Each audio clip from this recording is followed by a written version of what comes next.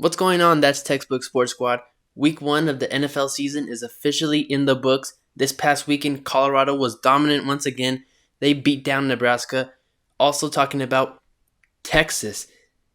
Steve Sarkisian, Quinn Ewers, and Texas went into Tuscaloosa up against Nick Saban and took full command, full control, a very convincing and a very confidence boost that was for Texas. Also be talking about that. We're going to have some week 1 overreactions, and week 1 was everything you thought it'd be. You thought there were some teams that we thought that were going to be really good, have a really down week. We've also had some teams who we thought were going to be really bad, have a really fantastic week. It's week 1. That's how it is. Week 1 doesn't speak to what type of seasons these NFL teams are going to have. But the great thing about it is that us as fans, we can analyze it, get to see where such teams at, where they need to improve. And it's football. It's back. We love it. Got another great episode for y'all today, and episodes coming forth. Once again, if you like this video, like this content, or like any of the previous videos I made, follow me on social media. I've got a TikTok at ThatsTextbookSports. Go ahead, follow me there. And then with the same address, you're going to want to subscribe to my YouTube channel at ThatsTextbookSports and give it a listen. Follow me on Spotify at ThatsTextbookSports. And lastly, on Twitter, I'm the most active there. You can go ahead and give me a follow, like, whatever, at textbook_sports. You don't want to miss out on any content. And of course, as y'all know, that's textbook.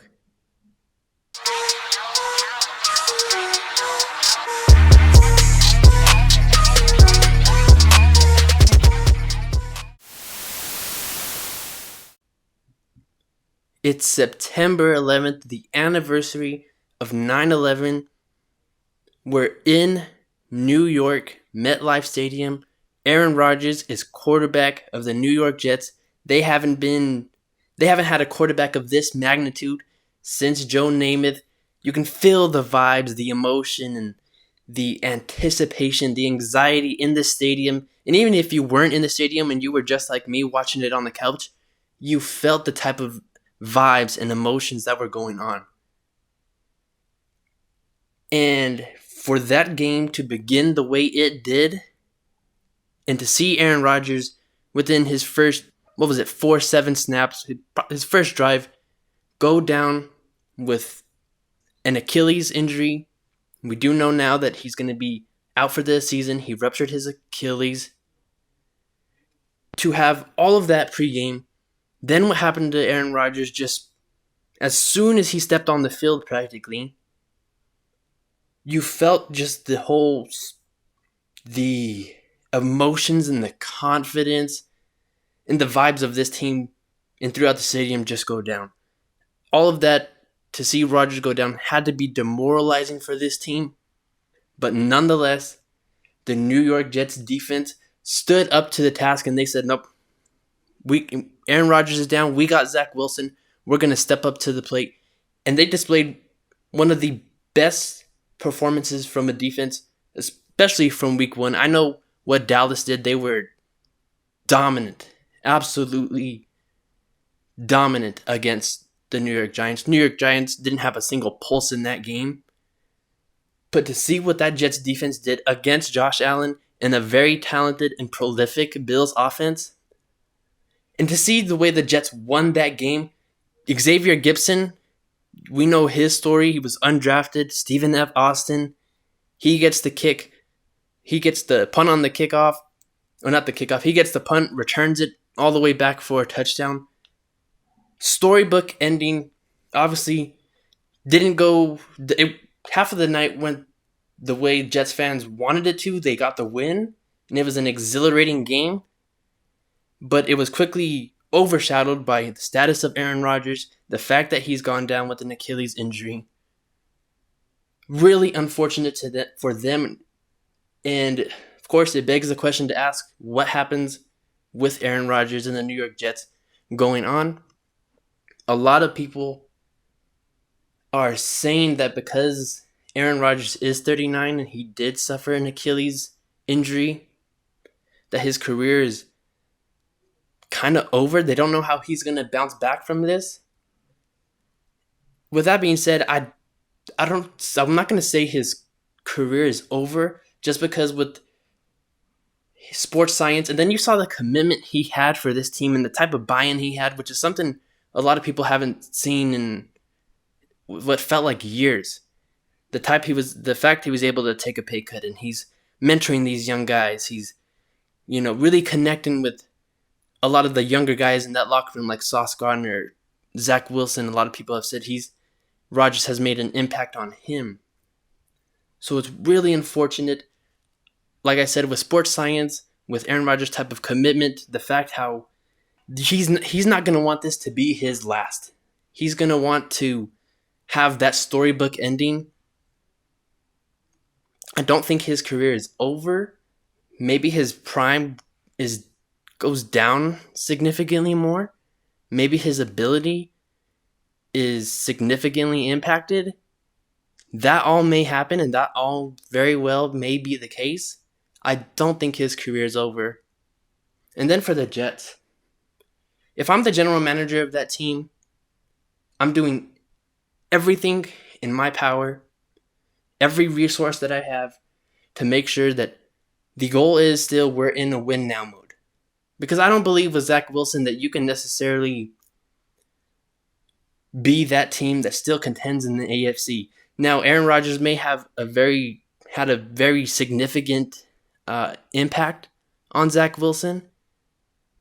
That could be the case, but I don't think it changes that quickly. I don't think you just insert Aaron Rodgers, teach Zach Wilson for a little bit, and then he becomes someone you think can lead you to a championship.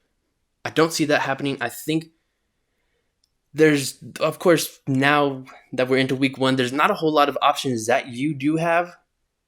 But seeing the way that defense played, seeing the way that locker room was, and how demoralizing to see Aaron Rodgers go down, I think you owe every single resource, every single thing you have within your power to do, to pay it to that team, pay it to Robert Saleh, to Garrett Wilson, to the defense, seeing how dominant they were and the type of memorable performance that they displayed. You owe it to all of them. For the New York Jets, if they're gonna say Zach Wilson's our guy, if he starts 3-3, because they have a tough schedule. I mean, they're gonna have to go up against Dallas next week. We're all presuming that's gonna be a loss. Then they have the Patriots. We know Bill Belichick gave Zach Wilson fits. So if by week 6, let's say the Jets, or after week 6, the Jets are 3-3, considering the type of schedule that they have, I think that's a win, but you also want to be paying attention to what teams like the Rams or maybe, let's say, the Vikings are doing. Because if the Vikings are on a decline and they're having a down year, or the Rams are having a down year, you have to think that maybe they're thinking about moving their quarterback. Maybe you can trade for Kirk Cousins. Maybe you trade for Matthew Stafford. Now, that doesn't put you in a good place long term or for the future, but you're not thinking about the future because you already have an array of young talent on both sides of the ball. Now you just want to capitalize on that. So you want a veteran guy in there. I don't know who that is right now, but I think waiting this out is the best possible situation, just because, listen, Carson Wentz and Matt Ryan, all the other guys they're thinking of trying out are definitely significant impacts over Zach Wilson. And obviously, anyone you bring in is not going to be to the same level as Aaron Rodgers, but at least it helps, and it's a little bit of a bridge knowing that your defense is going to be dominant, especially up against one of the most prolific offenses. That's my take on it.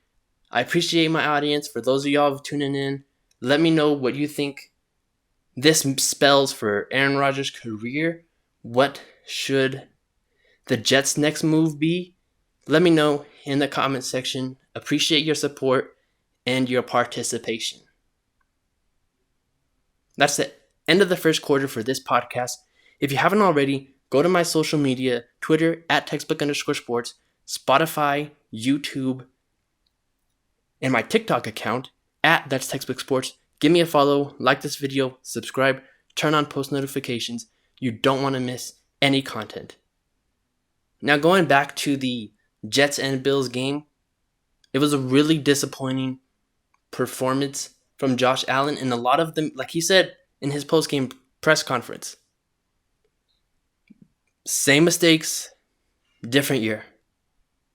It was a lot of the same mistakes for different year for Josh Allen, and he's trying to do too much. I mean, we saw in the first half he's scrambling to his left, and there's about 3 defenders right there ready to take his head off, and he's jumping over these guys nowhere near the first down marker. You don't want to put yourself in those types of situations or in that type of, for lack of better words, situation, because the possibility of getting hurt. And listen, a lot of those hits add up, and a lot of the defenders, when they see the quarterback scrambling, their main instinct is to hit them as hard as they possibly can. You don't want to see Josh Allen taking those types of hits, even though he is massive at 6'5". You don't want to see him taking those hits, and you also do not want to see him trying to be Superman, throwing practical arm punts. I mean, it was a great game from Jets safety Whitehead, but 2 of those picks were given to him on arm punts. Now, shout out to him. He got one of his bonuses or incentives right away, week 1, with 3 interceptions. And he did have that last pick. I'm not going to say it's Josh Allen's fault, just because you have Gabe Davis in the slot and he's running a post route while Stephon Diggs is running a little hitch route, 5-6 yard hitch route. Half of it is Josh Allen's fault because it's cover 2. He forces the ball in there. But a lot of responsibility should be on Gabe Davis, just because if you rewatch that play, he's rounding that route.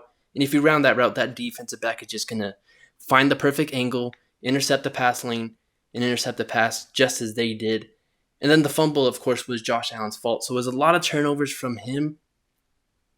And it begs a lot of questions for Josh Allen, because we know he is so talented and he's a superstar quarterback, but it's the same mistakes that he did last year that's really impacting him and hinging him down from being that next level and taking this team over the hump.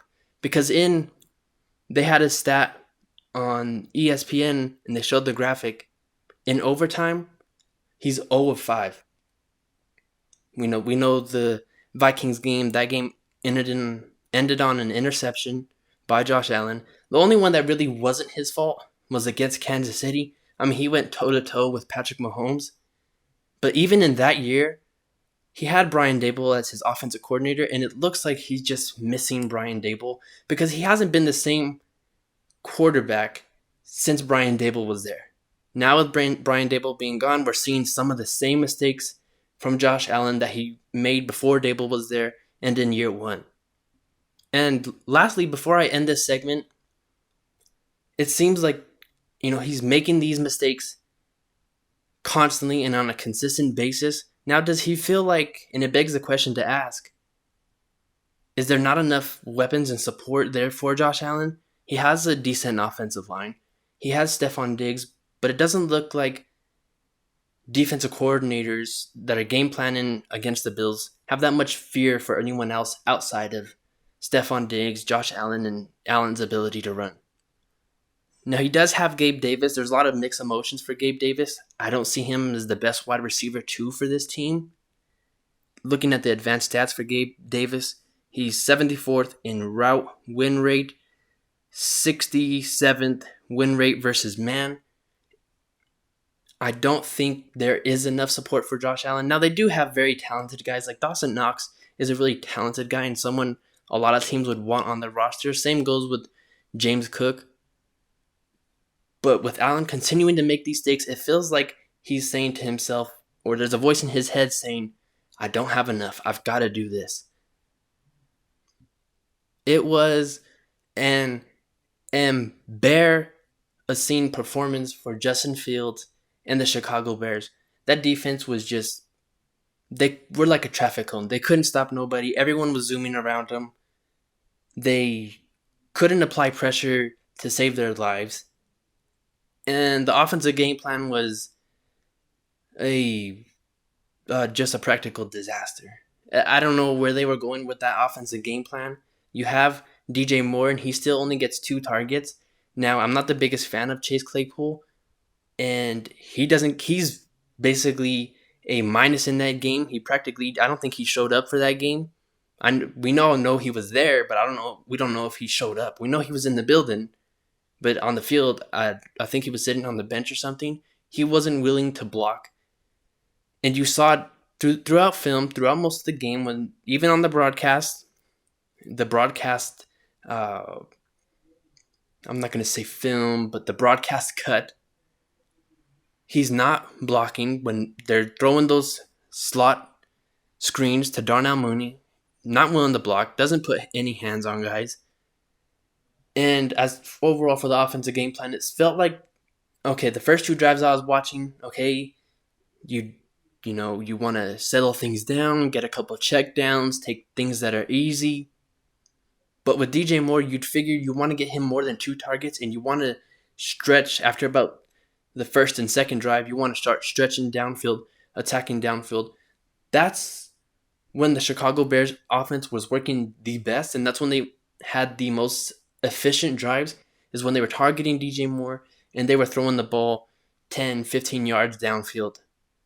But that wasn't the case. Now, it is week 1, so I'll give Justin Fields that, but he still didn't have a great performance. It started out kind of 50-50 in between. He was checking the ball down. He wasn't making the big mistakes, but it felt like when the game was getting away from them and Green Bay had full control, it was even evident with the interception to Quay Walker that he was just trying to force things. He felt like the game's over. If I don't make a play or try to force a ball, we're just going to be, I'll have that regret of not doing enough. He forced the ball. It was intercepted, returned for a touchdown. Then the wheels just fell off from there. And that Chicago Bears offensive line didn't do the job. Now, there is some blame for Justin Fields. I will give him blame for that. In the NFL, you're not going to have everything be perfect. You're not going to have the most perfect pocket. It's not going to be like at Ohio State. But you still have to work through all of that. That's just something I haven't seen him do yet. And it's quite disappointing when you see his talent and ability, of course, and his potential. Now, lastly, in terms of blame, I got to give blame to Ryan Poles just because I don't think he's put enough for this roster around Justin Fields. Listen, he traded to the 32nd pick, practically a first rounder, for Chase Claypool, and he's been a non-factor.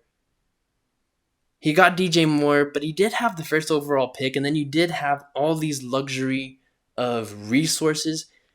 I'm not going to, anybody with that in Ryan Poles' shoes would have traded that first overall pick, unless it was Mike Tannenbaum, and we know his opinion on that. But anyone would have turned that first overall pick into an edge rusher like they needed, or a star wide receiver like they got. But his moves outside of that, and particularly along the trenches, when he's someone who said, we're going to build through the trenches, he hasn't done that so far, and he's bared, no pun intended, false witness as it pertains to keeping his commitment to building the trenches and that offensive line. With all the money that they had and all the draft capital they had, the only thing he did along the trenches, he got DeMarcus Walker. Then he got Nate Davis. He's had a rough start.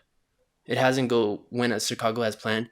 And then he drafted a rookie right tackle. Now, Darnell Wright may very well, 3 years after this podcast is recorded, be a Pro Bowl right tackle. But you're putting trust in a rookie right tackle to protect your franchise guy. I didn't get that move when they did it. Obviously, it's the long-term move. But as for right now, and if you want to see who Justin Fields is right now, that wasn't the way I think you should have went about it. And so there's a lot of questions to be answered in Chicago. We know Luke Getsy and the Chicago Bears offense, especially Justin Fields, they start out real slow, but then about week 6, which is where Justin Fields started the take off last year, they get better. So we'll see.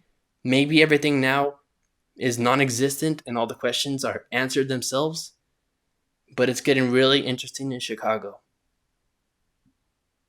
I know it's week 1 and this is going to sound like an overreaction, but I don't think it necessarily should be. And we need to put some respect on Tua Tagovailoa's name. This is a guy who gets constantly criticized on social media. He gets constantly criticized by the media. You don't hear a word from him. He just puts his head down, works hard, works his you-know-what off. And it showed in week 1 against the Chargers.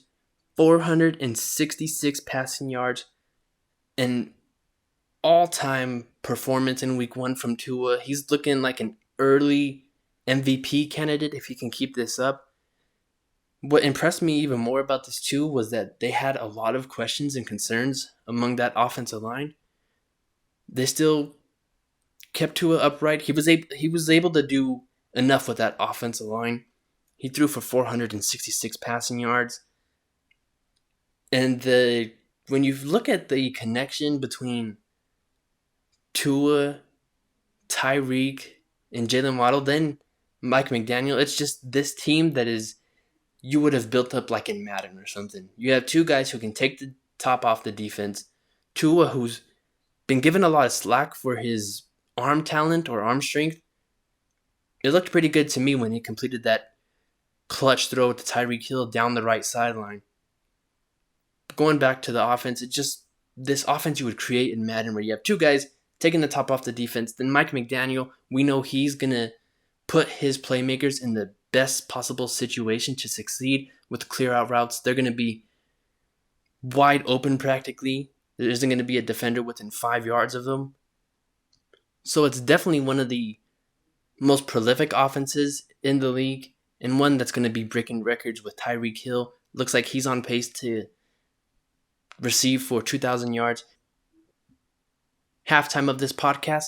And once again, as another reminder, make sure you follow me on social media, my YouTube, Spotify, and TikTok account with the address at ThatsTextbookSports and my Twitter account or X account at textbook_sports. You don't want to miss any content.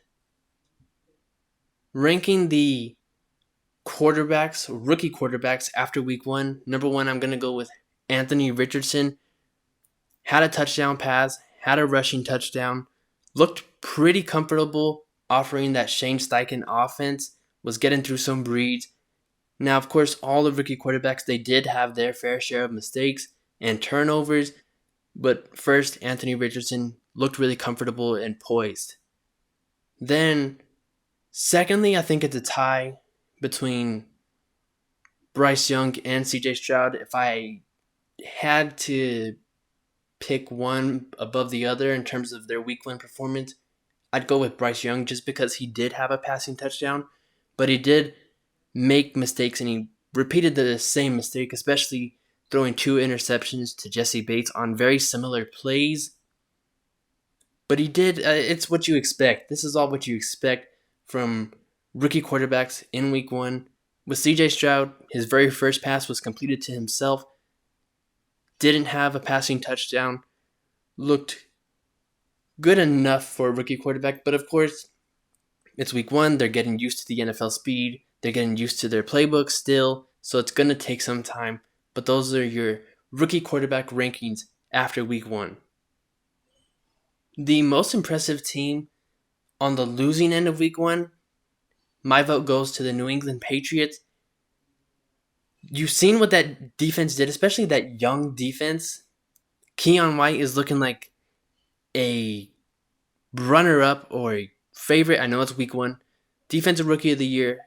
Keion White is looking like he's in really good position if he keeps up playing the way he is to win Defensive Rookie of the Year. Christian Gonzalez looked really solid.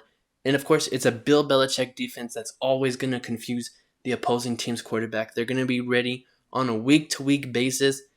I know a lot of people had the Patriots finishing last in the division, but considering Bill Belichick, he's always going to have this team ready. The offense, even though they lack talent, is always going to be able to produce enough points to win you 8 to 9 games. They were the most impressive team, especially considering how talented and deep the Philadelphia Eagles are. And they were to go toe-to-toe. If Butte gets that right foot down for a first down, it's looking very likely like they pull out that game and win. They are the most promising team on the losing end this week.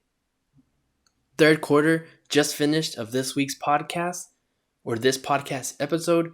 Once again, go follow me on my social media, Spotify, YouTube, and TikTok account at ThatsTextbookSports and my Twitter page at textbook_sports. You won't want to miss any content. See you there. Steve Sarkisian becomes the first assistant coach of Nick Saban to beat Nick Saban in his own stadium in Tuscaloosa. The Texas Longhorns marched in. Quinn Ewers didn't look like he was fazed at all from that Bama defense. And that Bama defense, even though they did lose and they got 34 put on them, they are tough. One of the toughest units. It was just an old school classic hard-nosed football game. You just could hear the type of collisions that were being on the mics on the field that day. Really fun and entertaining to watch, as was the rest of the game. Quinn Ewers, 300 passing yards, the long touchdown to Xavier Worthy on what was like it was like one of those throws in the Olympics where they get the javelin and they throw it and it just stays up in the air until it meets its highest point and just drops down. Amazing throw. He is rising up draftwards, and deservedly so, because this kid coming out of Southlake High School in Texas has magnificent arm talent and really great touch and ability to manipulate the arm angle and get it past the defender and squeeze it into really tight windows.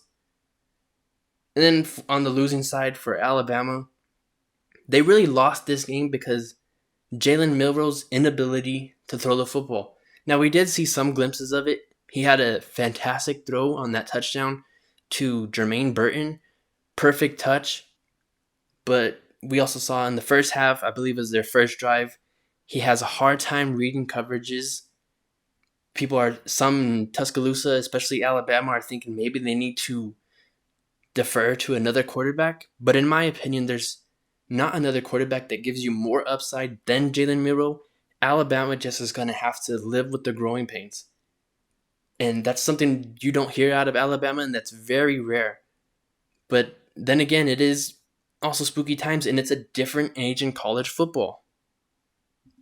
All right, lastly, before I head off with the show, I couldn't not talk about Colorado and their run so far. They're looking like Cinderella, and they're looking like America's sweetheart. Everyone, every Saturday, is tuning in at noon to go watch Deion Sanders, Shadur Sanders, Travis Hunter, and company. They are defensively, comparing week 1 to week 2, they showed up a lot of their mistakes. They were dominant in that run game. They were at the right place, right time, where they needed to be in their coverages. Now, that very well may be the fact that they looked so good defensively, because Jeff Sims and that offense with Matt Rule just isn't something we'd expected them to be. But they were still in the right place, right time, in the right coverages. Everyone was doing their job. And then again with Colorado, they've got an interesting couple of games coming up after this Colorado State game. I'm confident that they're going to beat Colorado State. I'm also pretty confident in them beating Oregon, just because seeing Oregon struggle with Texas Tech, now it's going to be a different challenge with Colorado and Shadur Sanders. He's skyrocketing up draft boards. Mel Kiper has him as the third best quarterback. Colorado, as I'd mentioned before, is a team that could very well make some noise in the college football playoff and have their name mentioned in the committee's mouths come November and possibly December.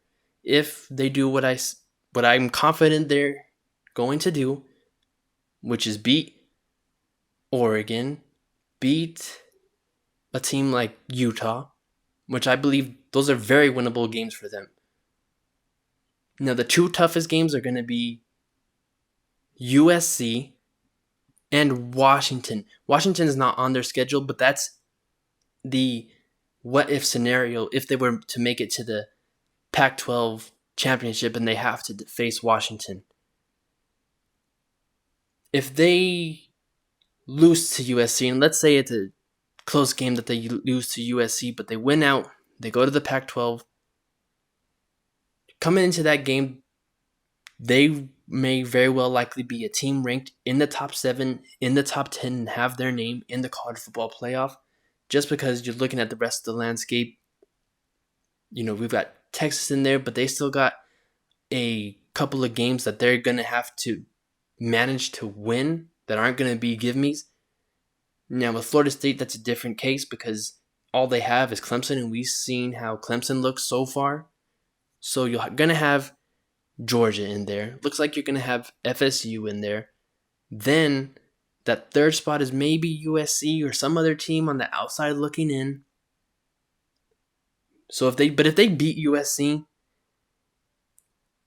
we're going to have to start having some conversations about this team possibly making the college football playoff.